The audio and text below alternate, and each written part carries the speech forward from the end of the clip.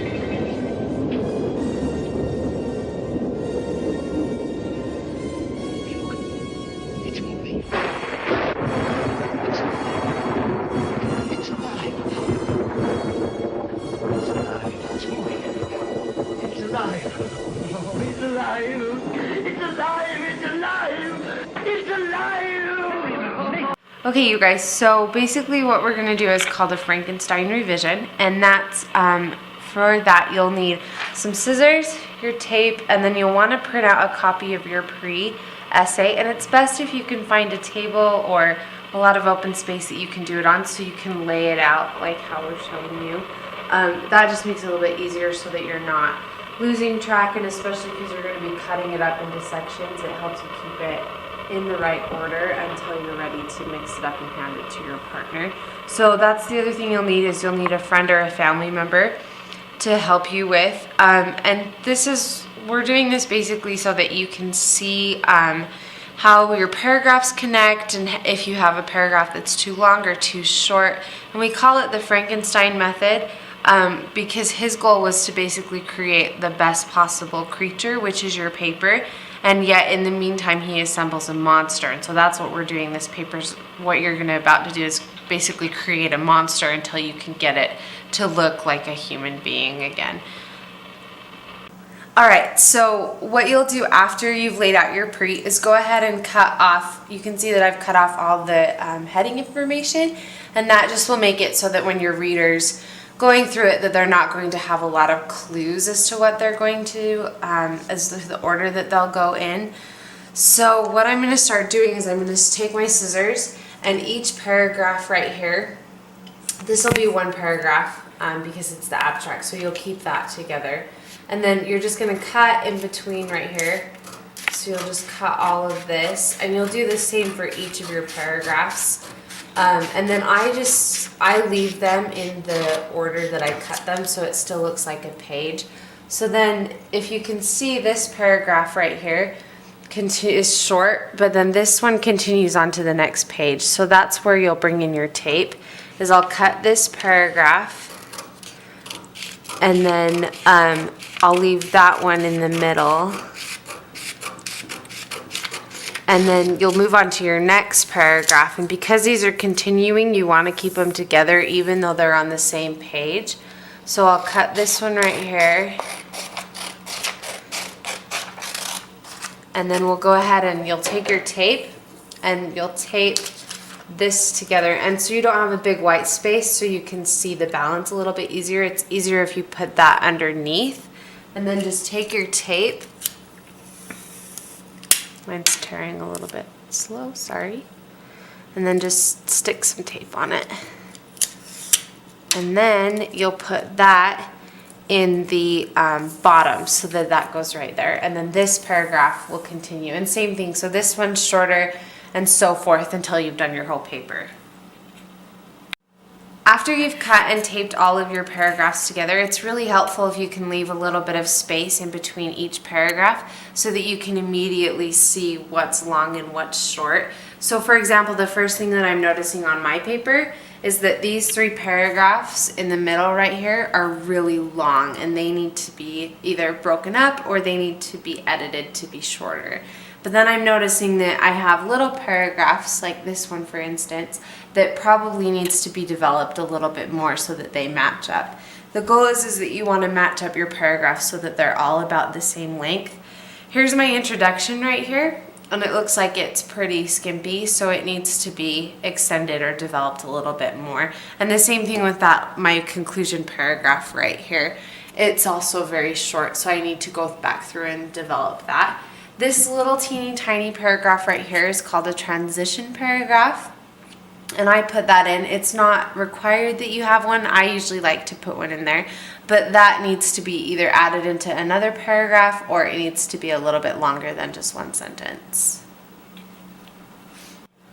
Alright, so after I've kind of made an assessment of what I have that needs to be fixed on my own, I usually like to keep a notepad and make notes of what I immediately notice for myself so that I remember. I promise you'll think you'll remember. You really won't. I've done it a million times.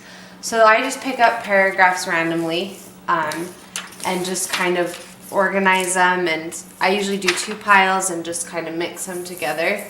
And then once I've got them all picked up, I will go ahead and just kind of shuffle them together and mix them up, try as best as I can to mix them up. So just something like that. Alright, so we have, once I have my pile of random pieces, this is where you'll need a partner to come in and to see if they can put it back together. So I'm going to pass these off to my partner over here on this side. And just remember that there's no talking.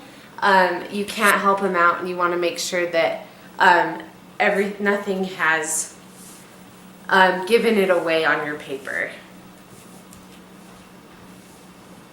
So while she's going through to try and put these in order, I'm just going to sit back and watch her. Sometimes it's best even if you leave so that you don't interfere with or give hints, like visual hints as to that's right or that's wrong. So I'm actually going to go and I'm going to let her go ahead and see if she can put them back in order, and then when she's finished she'll come grab me.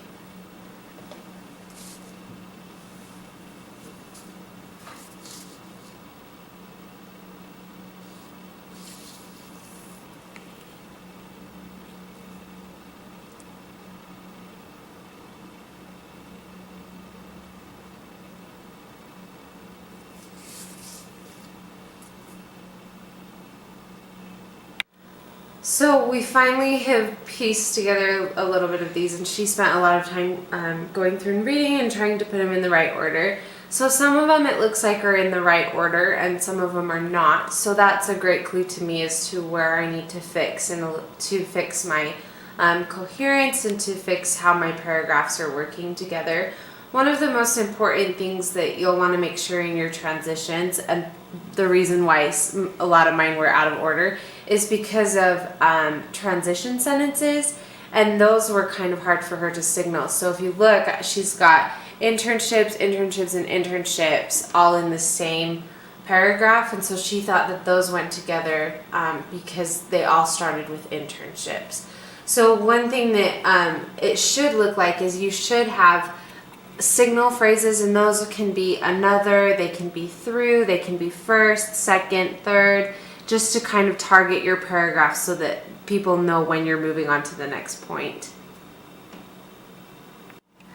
So now you're finished. Once you've collected the advice from your friend, you might also want to offer them a treat for helping you, since this takes a little bit of time for them to go through. Cookies are a good idea. I myself am not opposed to chocolate, but that's just me. So now that you're finished, now that you have everything laid out, what you can do is take your Frankenstein and go ahead and go back to the revision board and see if you can place it together and really target those weak spots. The one thing that I think is important about doing this is it really allows you to read through your paragraphs and to catch mistakes. For instance, as I'm reading through, I'm noticing a lot of mistakes in my own thing, so it just goes to show you that no paper is technically really ever finished, but just make sure that you do your best and that you put a lot of time and a lot of effort into this, and it will really help your paper to become a lot stronger.